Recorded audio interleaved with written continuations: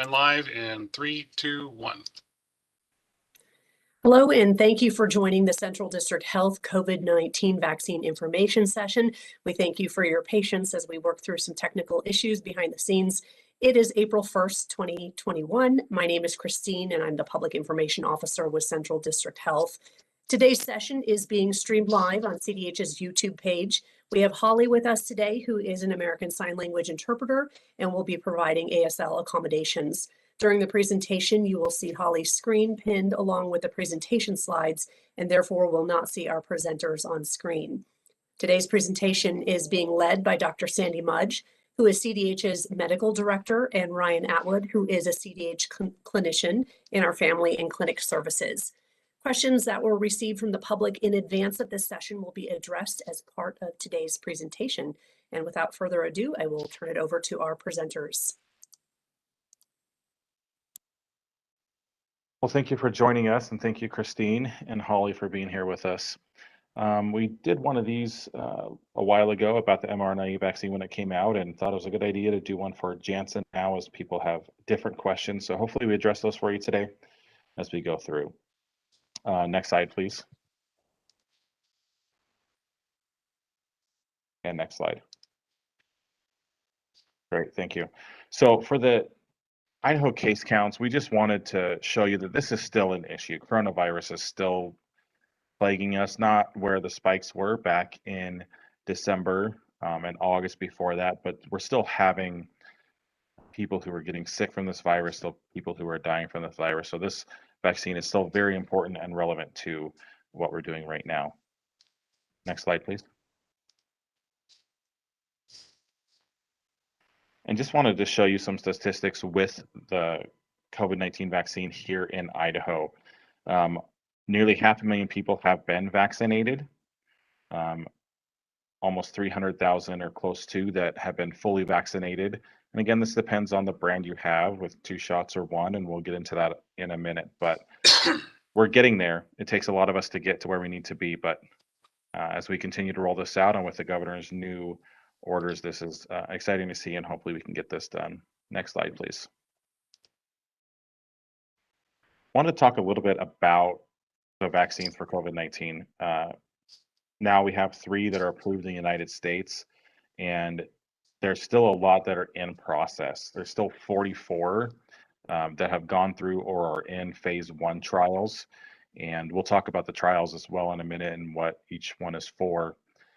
But as you go through the phases, these begin to drop out if they're not effective, trying to find dosages and things like that. So we come down to where we see the number of 6 authorized, and that is around the world, not just here in the United States. We only have 3, but we are continually working towards getting more, and as more data comes out and they're continuing to be developed, I'm sure that number will continue to increase. Next slide, please. So here are the 3 vaccines we have currently approved for emergency use in the United States. We have the Pfizer-BioNTech vaccine, the Moderna vaccine. Both of those are mRNA vaccines. And then the newest one, the Janssen vaccine, developed by Johnson & Johnson. And it's a different type of vaccine. As we can see, it's adenovirus vector, which we'll explain the differences in those. Just a different way to get your body to respond. And the disease prevention is the important part. That's why we're doing all of this. As you can see with Pfizer and Moderna, it's 95% for each of those. And with Janssen, it shows 66%. Now, there's a lot of discussion about the timing that these were done. There's been a lot of talk about variants that are out there, and the mRNA vaccines and their trials were done before these variants started to pop up. And the Janssen vaccine was done worldwide while these variants were popping up. And so it helps to show maybe a little bit better current numbers of what we can expect. But the most important number, I think, is this hospitalization and death prevention. All of these are over 90% of preventing severe disease, hospitalizations, and deaths for those that have COVID, which is what we're trying to do to quell this pandemic and get people back to where we were before, hopefully, or at least somewhere near to it. Next slide, please. So the stages of clinical trials, just to help you a little bit, before we even put this in anybody's arm, there's laboratory studies, right? So these laboratory studies are seeing if this will even be done, if we can even find something that will affect this virus. These are testing that is done on mice or other small animals to check for adverse effects before we put this into a human.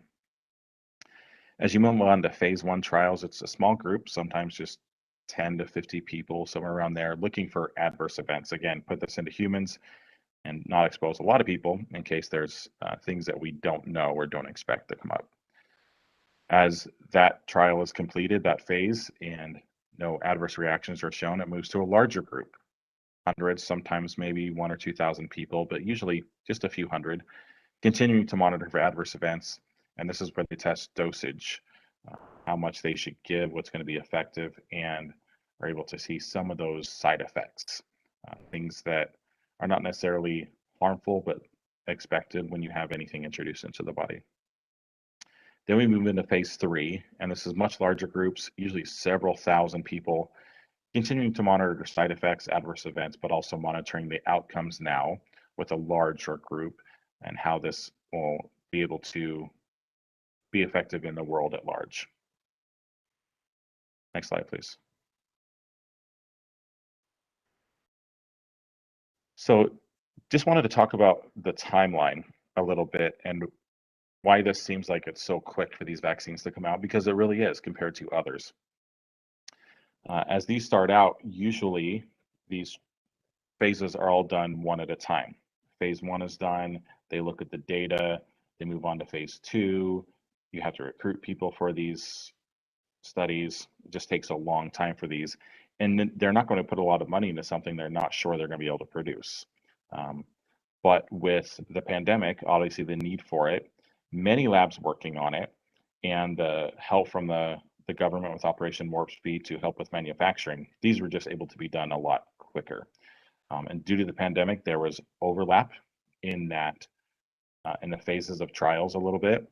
And the FDA and other sources have been looking at this data all along. Usually nobody submits anything until closer to the phase 3 trials so that they have all the information, as opposed to kind of doing this on a rolling review, which has happened with these vaccines. As we spoke about previously in the other presentation before about mRNA vaccines, they've been around for a long time, and these viral vector vaccines are nothing new. This is a pretty common way to introduce the antibody, to introduce it to the body to make antibodies against it. Next slide, please. So we also wanted to talk about the FDA emergency use authorization just a little bit, and why and how this happens. So the emergency use authorization is not an FDA approval. It's different than that, but it's a mechanism to facilitate the availability of medical countermeasures, things like vaccines, but also other things have been approved for this, medical supplies and things like that, during public health emergencies, like we are now with this COVID-19 pandemic. There's very strict protocols for these emergency use authorizations, strict criteria that must be met. And it's not just a few people looking at this. There's several different independent boards that review the scientific and safety data to make sure that this is something that's going to be effective and be safe to be used in general in the general population. The minimum that has to be used for emergency use authorization is 3,000 participants in a study and at least 2 months of follow-up. For the Moderna vaccine, for the Pfizer vaccine, there was 90,000 people. For the Janssen vaccine, there was 80,000 people involved in these trials. So much larger than the minimum needed, and it helps really show how effective these are and the safety of them as well. Next slide, please. So just a brief explanation of how mRNA vaccines work. This mRNA is in a lipid nanoparticle, which is a little flat fat blob that comes into your system. It meshes with your cell's outer shell and able to be incorporated into that. Doesn't enter the nucleus at all, just goes into the cytoplasm of the cell where it's read by a part of your cell that makes this protein. And what we're targeting here is a spike protein. That's what they found is unique to the SARS-CoV-2 virus and what we want to target to make antibodies against. So the mRNA enters here, is broken down, never enters the nucleus. Once it codes for that protein, it's done and is degraded quickly by your body. Next slide, please. So here's where the Janssen vaccine comes in. It's a viral vector vaccine, and a vector is just a fancy word for a way that this is delivered into the body. So we use a virus that has been deconstructed, for lack of a better term, that is no longer active. So this is a virus that in its true form may make you sick, but in the altered form does not at all, has no effect on you. It does not replicate the virus. However, the DNA is incorporated with the spike protein that I spoke of that is unique to the SARS-CoV-2 virus, and the antibodies can be made the same way as it is for the mRNA vaccine. Once that's presented onto the cell, then your body reacts to that and creates antibodies. Again, this doesn't give you COVID-19. It doesn't introduce that virus, only a small piece of the spike protein so that your body can respond to it, make antibodies. In this case, it does enter the nucleus of the cell because it is DNA, and that's where it's read. And then it makes that spike protein, sends it out to the tip of the cell where it can be read and antibodies are made against it, so that next time your body's introduced to them and recognizes it and can quell that a lot faster than getting sick with the virus. Next slide, please. All right, I'll turn it over to Dr. Mudge. Thank you so much, Ryan, for that background science on our vaccines that are available to us here in America. We're going to switch now to talking a little bit about the aspects of the vaccine that might affect you on a personal level.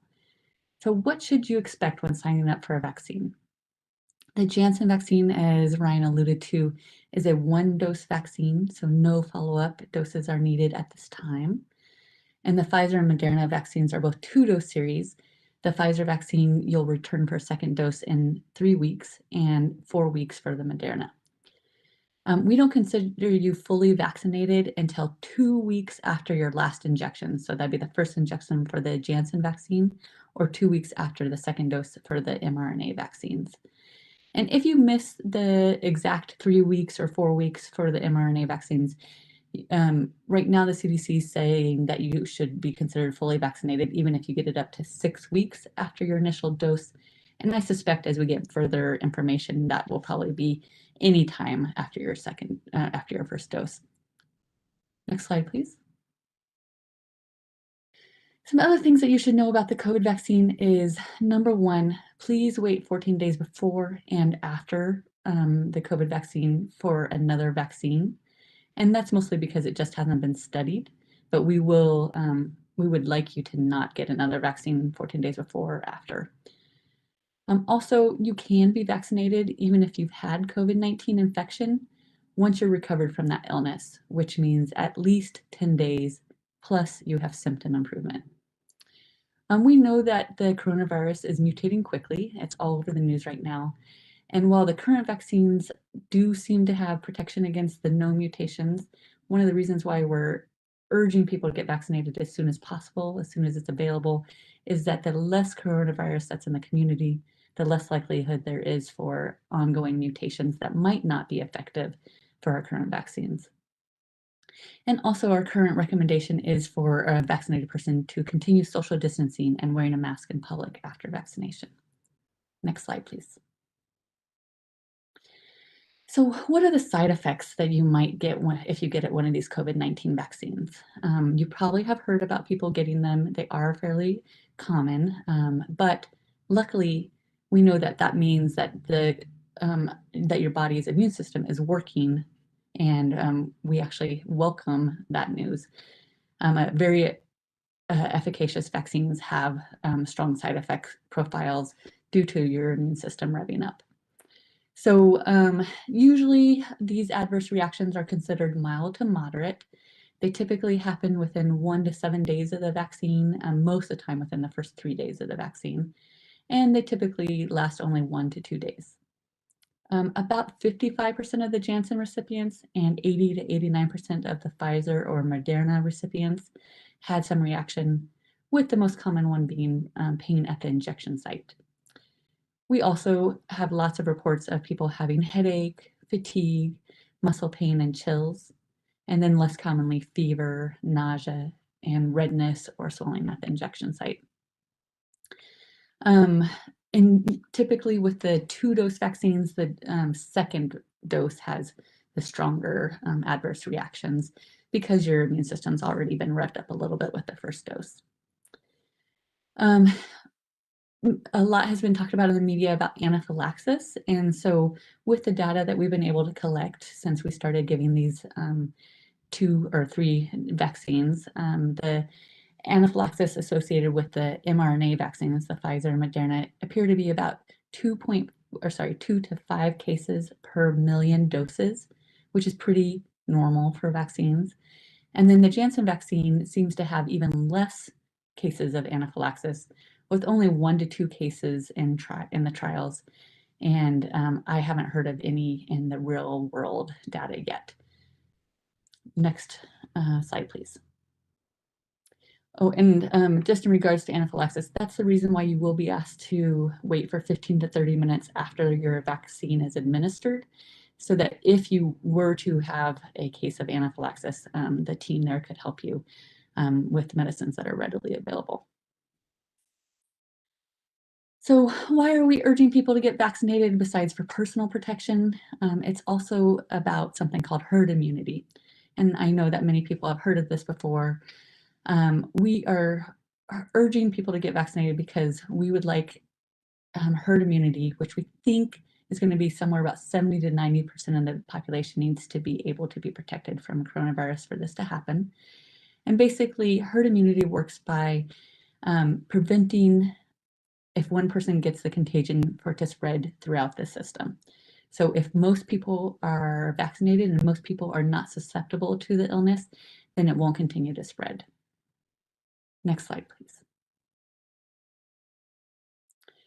And after you get your vaccination, what can you expect? So CDC has recently released some recommendations for fully vaccinated people. And they recommend that after being fully vaccinated, which means 2 weeks after your last dose, depending on which of the vaccines you get, you can then start to gather indoors, unmasked, with small groups of other fully vaccinated people. And they didn't give exact numbers on this, but many of us are interpreting that to be about 10 people or less. Also, they are saying that you can gather indoors with unvaccinated people from one other household without masks. And that would be an example such as a grandparent who's now considered fully vaccinated visiting unvaccinated grandchildren. And if you are also fully vaccinated and have been around someone with COVID-19, you do not need to quarantine or get tested unless you have symptoms.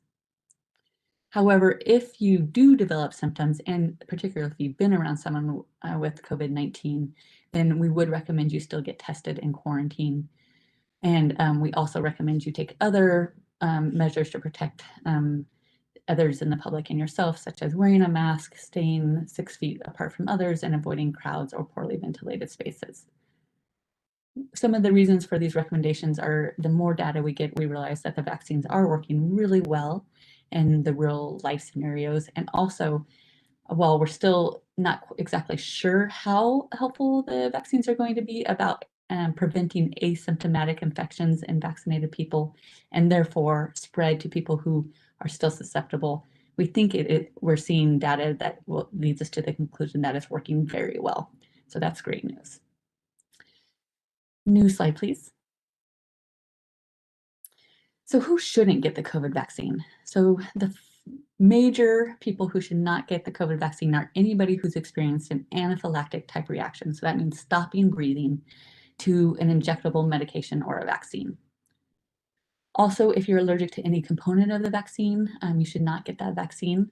And as Ryan alluded, these are fairly simple vaccines, so there's actually not a lot to be allergic to, thank goodness. But one of the things that is mentioned is something called polyethylene glycol, or the more common name for it is Miralax. So that might be something that people are aware of having an allergy to. And then if you've been ill with COVID-19 and likely were hospitalized and got monoclonal antibodies or something called convalescent plasma in the last 90 days, you should wait for 90 days after that event before getting the vaccine. We do also have some precautions. If you are a person who had an immediate allergic reaction to another vaccine or an injectable medicine, and that would mean something like having hives, significant hives, swelling of your lips or tongue, wheezing or stridor within 4 hours of getting that medication or vaccine, I would definitely talk about it to your primary care provider before obtaining the vaccine. They may still suggest that you go forward with it with proper precautions, but I would definitely alert them. And then also, if you're currently ill with a moderate to severe illness, I would wait till you are recovered before receiving the vaccine. Next slide, please. A question that I get a lot is, what about pregnant women? Due to, of course, safety concerns in the group of pregnant or breastfeeding women, they were not originally included in the initial COVID-19 studies, vaccine studies, but women who just happened to get pregnant during those studies have not had any adverse outcomes that have been known at this time. Janssen successfully tested their viral vector vaccines for the Ebola virus, not yet for the coronavirus, but for the Ebola virus in pregnant women, and had no concerning findings with those tests. And then just in the past week, our first data started coming out about coronavirus vaccines and pregnancy. And these were with the mRNA vaccines. There was a small study published March 25th, 2021 in the American Journal of Obstetrics and Gynecology that showed no adverse outcomes other than what was seen in the rest of the population for pregnant or lactating women who received the mRNA COVID vaccine. And instead, very interestingly and excitingly, we noticed higher antibodies after vaccination than after what we call a natural infection, or a infection that you got in the community with COVID-19. And that those antibodies appear to be passed on to infants through the umbilical cord or through breast milk, which means that we likely are being able to pass on protection against coronavirus to those newborns and breastfeeding infants. And then the American College of Obstetrics and Gynecology recommends that the vaccine not be withheld from pregnant women, and that they should discuss with their physician their own risks versus benefits for the vaccine. And many of those discussions hinge around, as a pregnant woman, your immune system does not work as well. And so your risk of severe illness, such as having to be placed on a ventilator or hospitalized, or even having a preterm birth, are much increased with COVID-19 illness versus the risk of a somewhat unknown vaccine, although as we have long suspected, we do not think that there's going to be any difference with pregnant or lactating women than with the regular population. And we're now getting some data to show that in real life. And next slide, please. Other special populations. So children. Currently, only the Pfizer vaccine has an indication for any children, and those are ages 16 to 17. The other two vaccines are only approved from age 18 and up. However, all companies have ongoing studies for younger ages, with eventually the studies going down to age 6 months. Just in the last day, we saw recent early, not yet peer-reviewed results from Pfizer's vaccine in their study from ages 12 to 15 that showed 100% efficacy in prevention of COVID illness. And likely those numbers will go down a little bit in further trials, but that's very exciting news. Also, we think that Moderna has announced they think that they'll be able to get some approval of EUA if it is approved by the FDA in either summer or fall 2021, and probably all of them will assuming that their trials go well, be approved by 2022. So hopefully somewhere between summer 2021 and early 2022, we'll have vaccines available for children ages 6 months and above.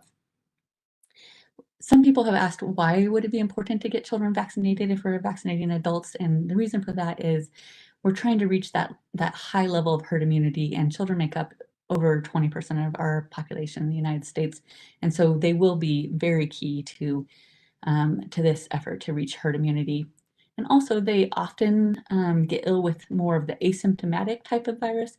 So they might not know they're ill, but they're still able to spread the virus to susceptible people. And all of the getting them vaccinated and getting actually all of us vaccinated is going to be important for in-person learning, especially without mask wearing. And finally, immunocompromised persons, those are people such as with autoimmune diseases such as rheumatoid arthritis or other diseases that often are on medicines that tamp down their immune system. They are at increased risk of severe illness with COVID-19. It is not contraindicated for them to receive COVID-19 vaccine, although we don't have any safety data specifically for this population at this time. There is a speculated potential for a reduced immune response just because the immune system might not be working as well as a person with normal health, but it is not at this time recommended for a person to get more than the regular vaccines. Next slide, please. So hopefully that helped answer a lot of questions that people might have about the Janssen vaccine and the other vaccines, Pfizer and Moderna, and why we are so urgently asking people to get vaccinated. To help people get that appointment to get vaccinated, we have a call center, 208-321-2222, or you can go to a website, covidvaccine.idaho.gov, and you can sign up there and a provider will contact you from any of the places that are providing vaccines in your area. All 3 vaccines are available in Idaho, although currently Pfizer and Moderna are in greater supply right now than the Janssen vaccine. And a reminder that only Pfizer is available to persons ages 16 and 17, which with the governor's newest recommendations, we are now allowing ages 16 and up with medical illness, and then 45 and up with without any medical illness, just being 45 and up to get COVID vaccine at this time. And starting on Monday, April 5th, all of Idaho ages 16 and up, no matter medical conditions, are available to get vaccine. And then I'd just like to close that we do strongly urge people to get vaccinated, and we consider the best vaccine is the one that you can get. So whatever's available, please get whatever's available as soon as possible, so that we can hopefully keep deaths and hospitalizations and illness and at the lowest we can keep it at, and hopefully beat out any new variants or mutations from spreading before we get herd immunity. And also keeping our kids in the schools and getting people back to work in person are also really important to us, keeping businesses going. Next slide, please. And I'll pass this over to Christine for our ending, and thank you everybody for tuning in and following us with this important information. All right, thank you, Dr. Mudge and Ryan, for leading today's presentation and sharing the latest information on COVID-19 vaccine. We know information is changing rapidly, new studies are coming out every week, and just really appreciate you taking the time to give us the latest information. For those of you watching, if you have questions after this session, we invite you to reach out to us through Facebook, Twitter, or Instagram. You can find us at CDH Idaho. And our social media channels are also a really great resource for timely information related to COVID-19. So we encourage you to follow us on our social media channels.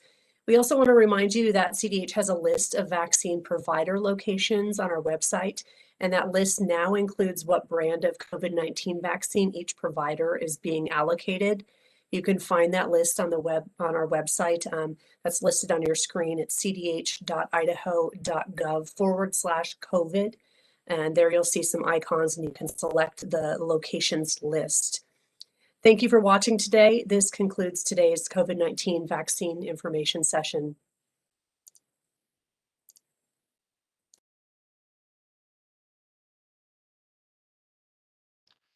Stream is ended. Thank you.